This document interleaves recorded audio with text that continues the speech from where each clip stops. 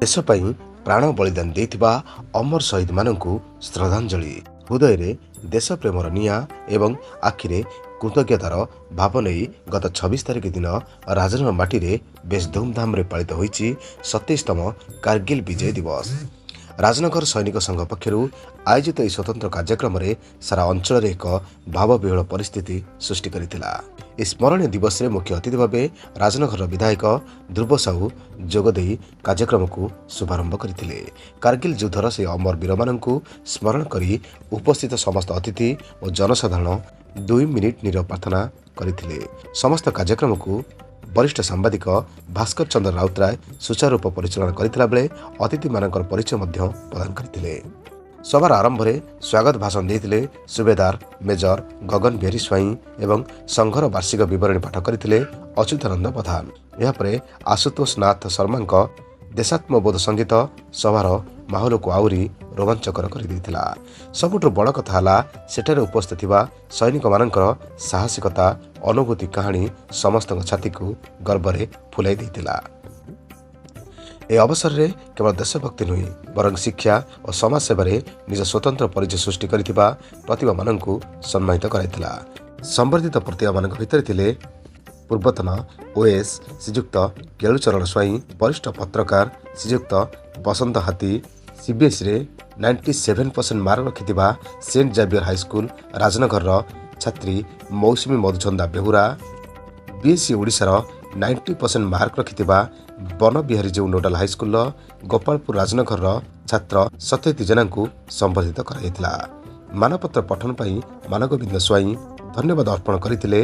रश्मि रंजन राउत राजनगर सैनिक संघर ए प्रयास स्थानीय अंचल रे चर्चार विषय पलटिछि। Rajnagar Madhabananda Singh report social news Odia. तो कारगिल विजय दिवस यही अवसर रे से वीर शहीद माने जो माने आम देश मातृका पाई निजर जीवन दान करिसेंती मु तांको मोर भक्तिपूत श्रद्धांजलि ज्ञापन करिवि। एवं राजनगर सैनिक संघ जी आज ये दिवस को पालन करुछि ताको आयोजन ने ये सुंदर कार्यक्रम आयोजन होइछि। मु राजनगर सैनिक संघर सभापति संपादक एवं समस्त कर्मकर्ता को मु अभिनंदन एवं कृतज्ञता ज्ञापन करिवि।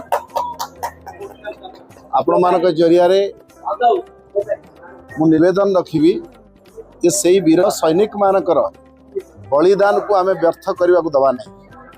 सेमानक त्याग एवं बलिदान को मन रखी आम देश प्रति आमे समस्ते आमर कर्तव्य एवं दायित्व को सुचारू रूपे पालन करी ये देश पाई ये जाति पाई यदि निज जीवन उत्सर्ग करने को पड़ो यही शपथ करी यदि आमे काम करवा ताहले आज दिवस पालन सार्थकता हम।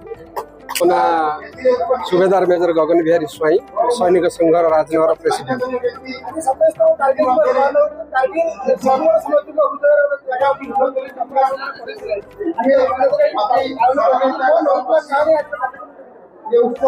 कारगिल विजय दिवस केवल आमे पालन करने एटा समग्र भारत वर्ष में पालन करा जाउची।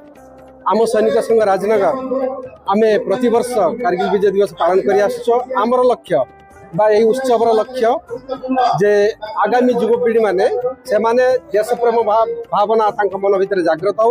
से माने जेपरी सैनिक माने कारगिल विषम युद्ध लड़ी करी विजय लाभ करथिले जहाँ को आमे कारगिल विजय दिवस बोली पालन करुचे।